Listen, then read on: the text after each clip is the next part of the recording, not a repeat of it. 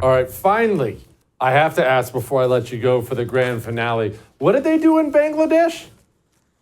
Well, this is incredible. So this just happened 3 months ago.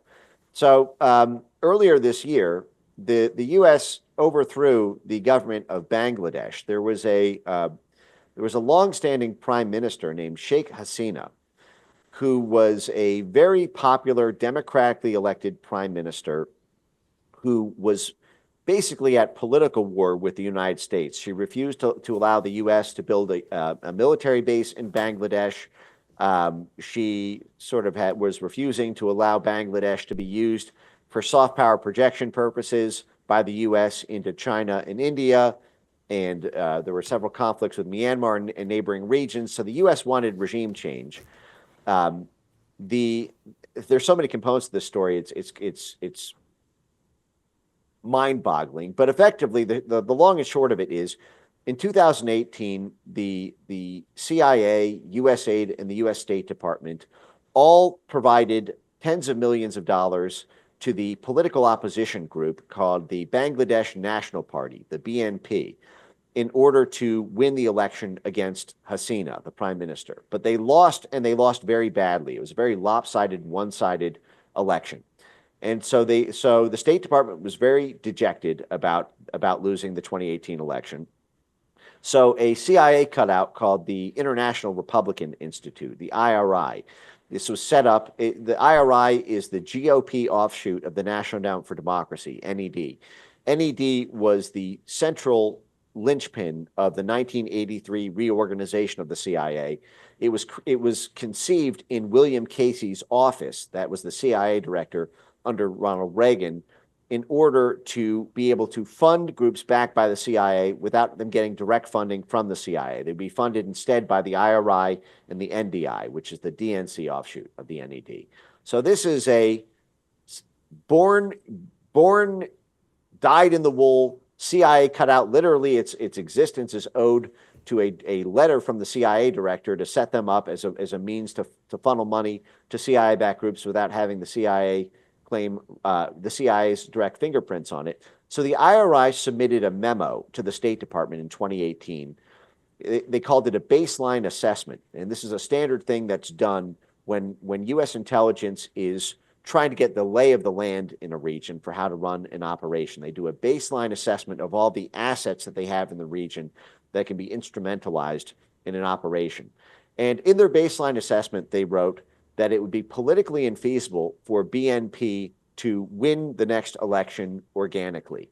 That is, they simply didn't have the votes. They lost too badly in this previous election.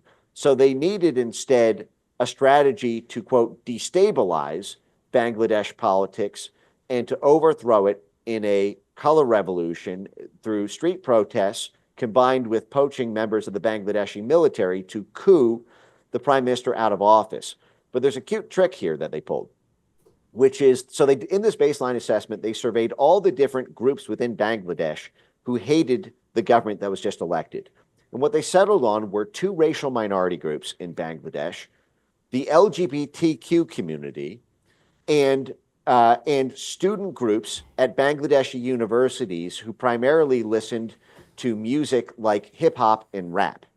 And so what the IRI, the CIA cutout, then proceeded to do over the next 6 years was build up a network of 270 assets across the LGBT community, across the Bangladeshi rap and hip hop community, and across the community leaders of these two racial ethnic groups in order to drive up anti-government dissatisfaction and get them to take to the streets in protests, hundreds of thousands of people strong, in mostly peaceful protests that included violence, arson, riots, and attacks on police, in order to throw Sheikh Hasina out of office, which they successfully did. They literally raided the presidential palace. She had to flee the country in a helicopter.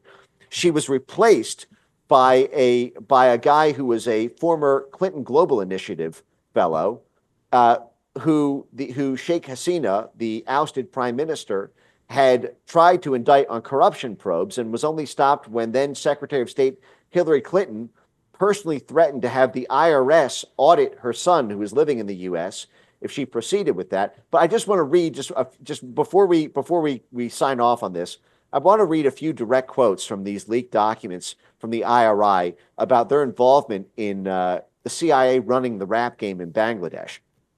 This is incredible. I'm now reading the direct grants that were given in 2020 and 2021. So here is a Bangladeshi hip-hop artist named Tawfiqi Ahmed. And here is what IRI writes to the State Department.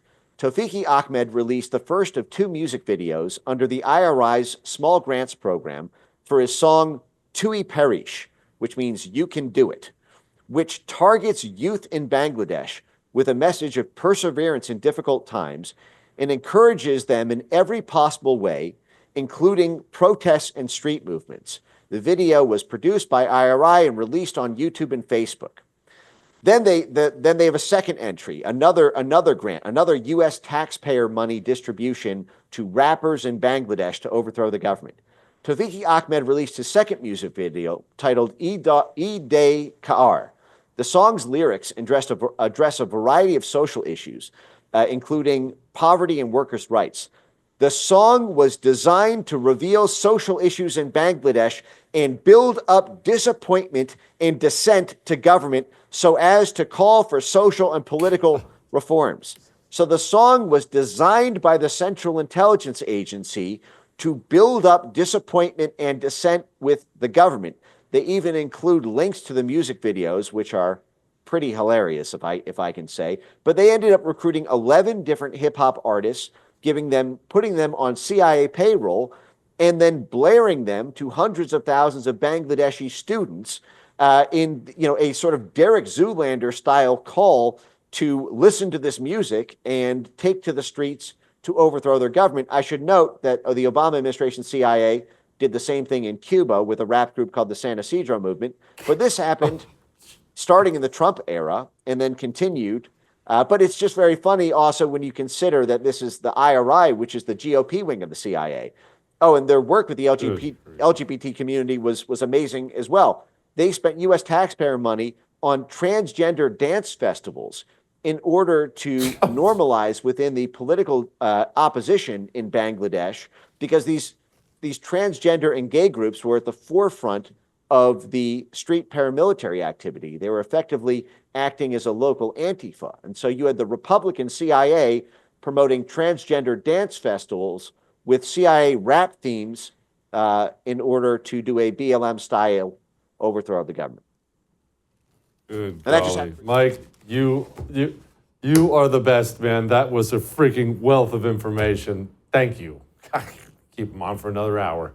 I would thank you for coming to my YouTube channel, but I know how brilliant it is, and I know you love it here. So subscribe and watch. We're going to start really ramping things up and putting some funny stuff, some interesting stuff out there, some collaborations. Either way, my YouTube channel is officially the place to be. So stick around.